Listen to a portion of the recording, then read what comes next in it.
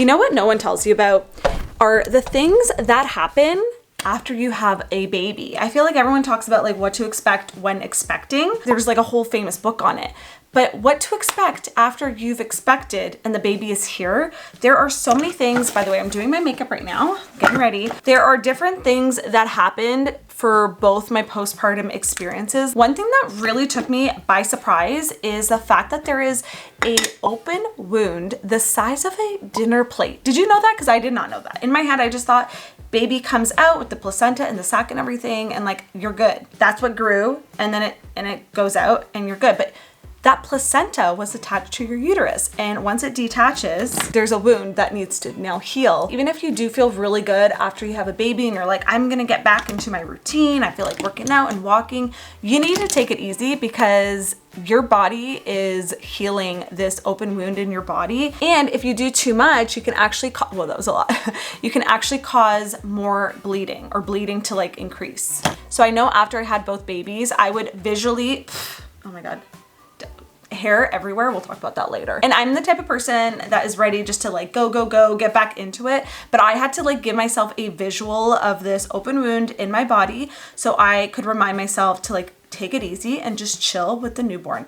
Enjoy that newborn bubble because it is just like the most magical, relaxing time, and you just take it for granted in the moment, and like it really is the best time. Yes, you're healing, but you also just have the best excuse, not that you need an excuse to relax as a human being, but if you're just someone like me that is always just like trying to feel productive and do too many things at one time, you can do nothing, and that's okay. Like you have permission to rest, and it's kind of the, oh, there's my little guy crying. I don't know if you can hear him, but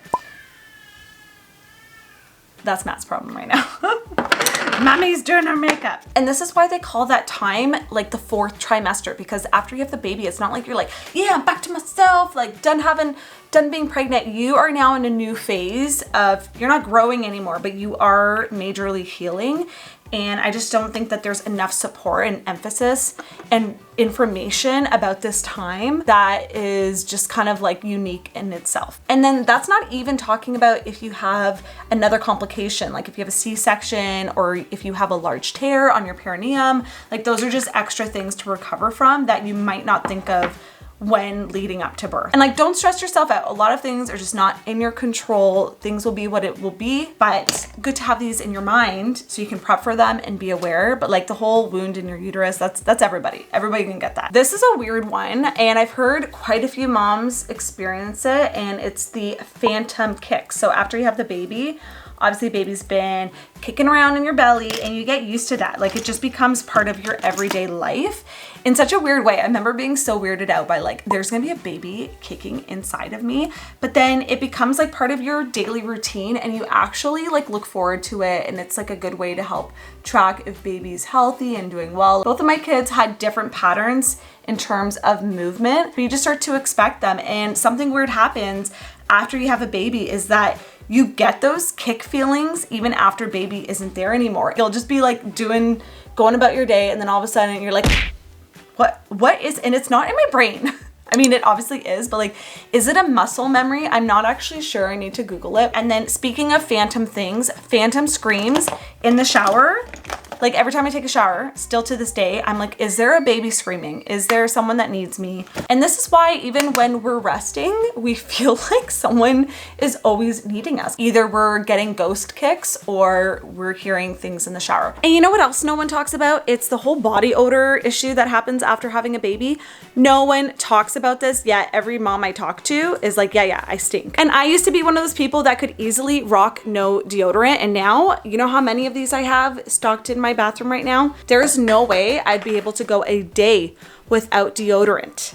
I kid you not, just a smelly person from now on out. And the most annoying part is I live with a guy who does not even wear deodorant. Like he just doesn't stink, and he does take 3 showers a day. And here I'm walking around smelling like Shrek. I feel like an infomercial. If you are also dealing with body odor right now, these are 2 products I highly recommend. A good natural aluminum-free deodorant. This one, it's like a roller one. I will link it down below. It's amazing. It's like the only one that I can use that I actually don't smell. And then one of these feminine washes. Guys, it's not just the armpits that stink. That's all I'm saying. You just feel unfresh everywhere. And this stuff is the only thing, because you want to be careful what you use in certain areas. We don't want to be using perfumes and stuff. This stuff, I love it. It's so refreshing.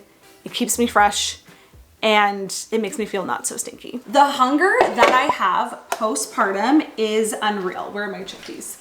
I have to just basically survive off high protein snacks because I am so hungry even in between like breakfast, lunch, and dinner. Everyone talks about, you know, being hungry during pregnancy, you gotta eat for 2, but really if you actually look at how many extra calories you have to eat while pregnant, it's not that much. It's like, I think during the first trimester, it's like 150 extra calories, which is like, I don't know, a chocolate bar. I think what happens is that there's like a hormone. I'm not a doctor, could be messing this up. I think there's a hormone that increases your hunger and your appetite while you're pregnant. But personally for me, I actually kind of lost my appetite while pregnant. Nausea, just feeling heavy, and like you have no room in your stomach for anything else. Food was just not my favorite thing. I definitely had cravings while pregnant, but it wasn't like I had an increased appetite. I think I probably ate more often, just smaller meals, but postpartum, it's a lot. Add breastfeeding to that. By the way, I got a blue egg from the farm. Oh, I didn't even look before I put that in. Add breastfeeding to that and you are just starving all the time. Like when I tell people, yeah, I'm eating for 2, they look at me like I'm pregnant. And I'm like, no, I'm breastfeeding. So I'm feeding another human and they are bigger than they were when they were in my belly. So for me, that's eating for 2 and I'm just hungry all the time. Our chickpea blondies, great little protein snack. I've been living off of these. And then if you don't eat enough, it affects your milk supply, it affects your stress levels, and your hair will fall out. Yeah, your hair, it all falls out after you have a baby. They're literally a hair just fallen. Like I should have my hair back, but I'm trying to be cute for filming. One thing I did not know was that if you experience postpartum hair loss, it's not right after you have a baby. It's usually at about the 4-month mark, just when you're starting to feel like a human being again. Your hair falls out. Did you know that there are vitamins specifically made for the postpartum period? This is the Rituals Essential Prenatal Multivitamin that I've been taking since after I had Oakley. Everyone talks about making sure that you're taking a prenatal when you're pregnant, but no one really talks about what to take after you've had the baby. Postpartum is more nutritional demanding on the body, especially if you're breastfeeding. So making sure you're taking something that is specified for that stage of life is so important. As a mom of 2, it's really important for me to make sure that I'm taking care of myself just as much as I am taking care of my little babies. This one here from Ritual has 15 key nutrients in it. I also have a really sensitive stomach when it comes to taking multivitamins. So the fact that this has a delayed release capsule, it's designed to be more gentle on the stomach. You can take it with or without food. They also have this really cool flavor essence tab inside. You can get different ones. I got the mint. They also have lemon, I believe. And it's so like, it smells like you just took a mint. Keeps your vitamins fresh, but it's also just pleasant to take and it makes you like want to take it. It's like when kids' vitamins are flavored. This is the adult version. When it comes to buying vitamins, not all are equal. So you really want to make sure you're getting a good quality. And I love that Ritual has traceable ingredients. You can find out their sources, their suppliers, as well as studies behind all their ingredients. So you actually know what you're putting in your body. They also have a very innovative design that I've never seen before. They combine oily and dry ingredients all in one capsule. So you just have to take fewer pills. Use my link down below to get 25% off your first purchase. And if you don't like Ritual within the first 30 days, it's on them. And in my opinion, everyone should be taking a multivitamin. Our food is just not what it used to be. They have everything for whatever stage of life you are in. An essential women's multivitamin, prenatal, postnatal, they got you covered. Why can't I say it? Hormonal. Guys, also your brain doesn't work after you have kids. FYI, mom brain is worse than pregnancy brain. Like I literally cannot, unless it's like about my kids, I don't remember, so don't ask me. Hormonal changes that happen. I remember hearing somewhere that women have one of the biggest like surges or changes of hormones in their life during that period of after they have a baby, and you feel it. Like after you push that baby out, something happens. Estrogen and progesterone both drop, which the internet says can lead to mood swings, anxiety, and feelings of depression. But then you also have an increase in oxytocin, and that's like the feel-good hormone. I feel like that also increases anytime you're bonding with baby, and that's why like things like skin to skin are so good, which I had no idea about until I had my babies, that just like whether you're breastfeeding or not, skin to skin and being with your baby can actually help with your mental health during that postpartum phase. Honestly, really anytime I'm feeling a little like in a mood, I just like hang out with my kids, and as long as they're not screaming, it makes me feel better. So after I had Sage, I felt like I was pretty chill. My whole pregnancy with Sage, I was just like really a happy, calm person, even though it was like during 2020. Yeah, that was fun. With Oakley, I just felt different. Specifically during postpartum, I had intense rage. Like anything would set me off.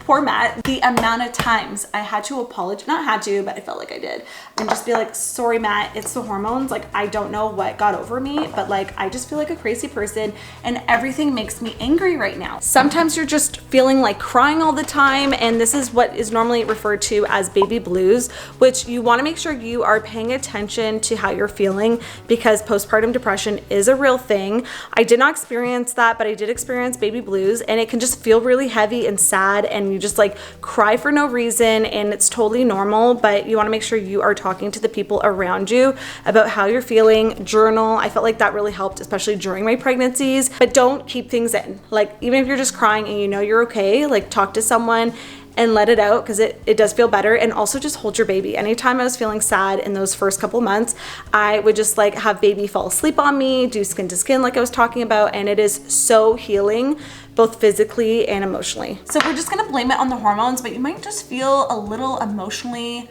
unstable, and that's okay. That's just part of the experience of giving birth.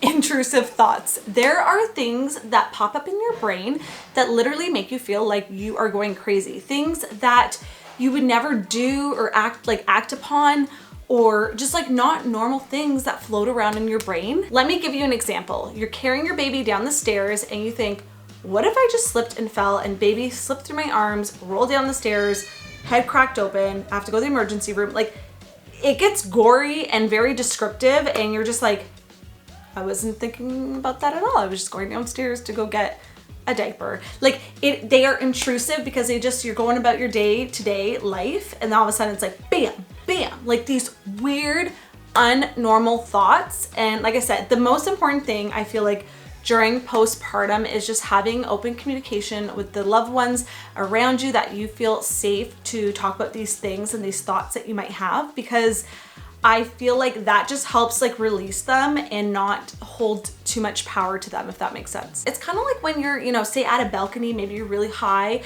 and you just thought like, what if I slipped, or what if I dropped my phone? Like, it's kind of like that, but way more disturbing and just like really scary, unwelcome thoughts. Then you feel bad and guilty for even having these thoughts pop up in the first place, but they feel like out of your control. I'm actually loving all of the videos on social media that I've been seeing talking about intrusive thoughts and just normalizing it, so that we don't feel crazy and like we're the only ones experiencing it, because most people experience it, just no one talks about it.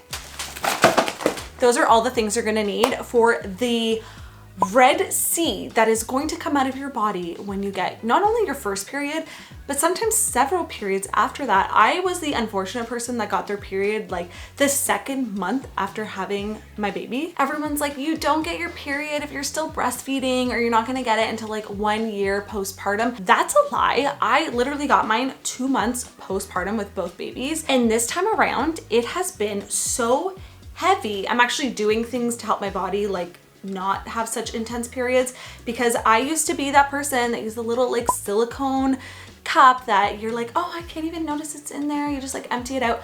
If I used one of those, it would literally swim out as soon as I stood up. And we had to bring in the big guns. Like, I literally debated on getting the adult diapers that you use like immediately after postpartum. I thought about getting those because I was having nightly accidents in my bed from leakage. Cue in the pad. This is the thing that they, like, it's embarrassing. This is the thing that they put on your bed while you are pushing out a baby. It's like fabric and it soaks up liquid. Yeah, I use this when I'm on my period now, and so I don't ruin my bed sheets or have to wash them every single night, because they are so intense. And you know what my doctor said? The only solution is birth control. She said, birth control or an IUD. But why is my body doing this? She said, you're just gonna have periods like that until menopause, which I did not take as an answer. I'm actually working with a naturopath and stuff on helping support my body and calming down my heavy periods, which has already been improving. So I will talk about that in another video. The amount of pads and levels of pads I need to have now stocked in my bathroom is insane. I feel like I am a teenager getting my period for the first time. It's a lot. So comment down below if you've also experienced like crazy intense heavy periods after you've had your baby, and did they end up slowing down or are they just the same? Give me your tips. What are we doing? Because I can't live like this. Speaking of hormonal and body odor changes, I'm literally, I don't know if you can see, I'm like sweating. Like my body cannot regulate. I feel like until I'm done breastfeeding, my hormones are just gonna be all over the place. Don't even talk to me about the hormone change that happens when you stop breastfeeding. That is a fun time too. Let's talk permanent body changes that happens. Everyone's like, oh, you can bounce back, like just work out, eat healthy. There are things that happen that you physically cannot move your ribs back in. So there's something that happens, and I think it kind of stays permanent for some people, is rib flares. Your ribs actually flare out when you're pregnant, and I don't think they go fully back. I remember hearing that it can take up to 2 years for your body to go back to its original quotations state after pregnancy. And by this I mean when you are pregnant, all of your organs are actually shifting. There are videos you can see online of how much your body moves and changes during pregnancy. It's actually wild what the female body can go through during this 9-month stage. I remember even feeling really bloated and having digestive issues after I had Sage. This time around, I feel like my body's finally like calmed down a bit. One thing I've noticed is just like my actual ribs, like I don't know if you can see, like they are flared out. So like there used to be high-waisted skirts and stuff that I would wear, and I just had to get rid of them because there was no way that I was going to be able to actually fit into those. Like no amount of weight loss was going to shrink my bones back to where they were before. Just like you hear your shoe size increases, that is definitely a thing. My shoe size is bigger after having 2 kids than previously, and there's some shoes I literally cannot wear anymore. So wait to buy your expensive designer shoes after you have kids. Let's even see one of my favorite skirts. Like it's just, guys, it's digging in. It actually doesn't look bad. It looks okay. It fits. Never mind. But it used to not fit. Now it does.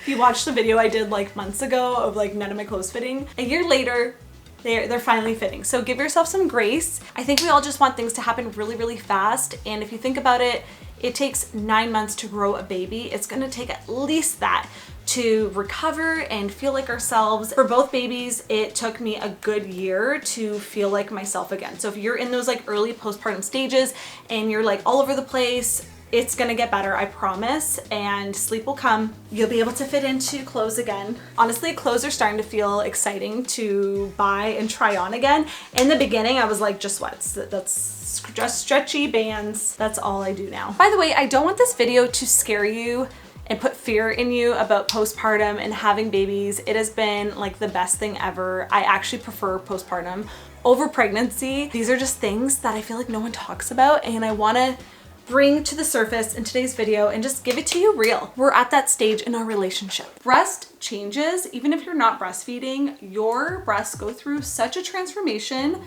during pregnancy, after birth. It's like a wild ride. Like everyone talks about like the bump changing a lot, but no, your upper half, crazy things happen. Things get larger, darker, veinier, engorged. If you're breastfeeding, even if you're not breastfeeding, the milk usually will still come, and then you have to obviously wean off of that. It's quite the transformation, and I feel like not enough people talk about what happens with them afterwards. And I remember after I had Oakley, I was shocked by how quicker my milk came in. I guess after you have more kids, like your milk comes in quicker. At least it did for me, and it was so uncomfortable. Like he wasn't old enough yet to drink the amount that I needed him to drink, and then I ended up pumping, which then tells your body to make more milk, and it's just like this cycle. So I had to like make sure I was only pumping a little bit so I wasn't increasing my milk supply too much. In terms of sizing, I don't even know my bra size right now. I have probably 3.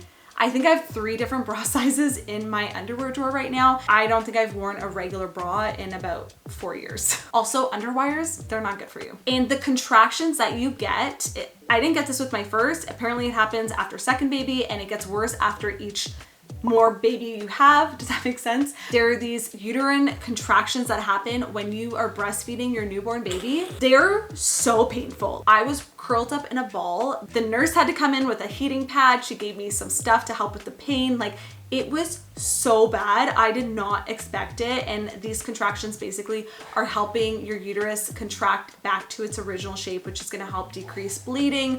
But wow, that was a lot. And even just like pumping and breastfeeding in general, I feel like not enough knowledge and attention is put on it. It's kind of just like, oh, setting up the baby nursery and, you know, am I gonna tear? But like, are you gonna be able to feed your baby? If you are looking to breastfeed, maybe reaching out to a lactation consultant, or if you have like your birthing team, like a doula or midwife team, asking them questions about breastfeeding and what that's gonna look like. Because let me tell you, the first time I pumped, like legit felt like a cow. What your nips look like after you're done pumping. It was like a page out of the National Geographic, I tell you. So I think just that in itself is a really crazy experience and journey. And like, I've been breastfeeding now for like, I don't know, 4 years. So I'm kind of used to it, but a lot goes on and you know, things get lower. And I have so many videos specifically about breastfeeding. If you're interested, I will link those down below. But just know that in itself is like something in postpartum I feel like not enough people talk about. Your pelvic floor.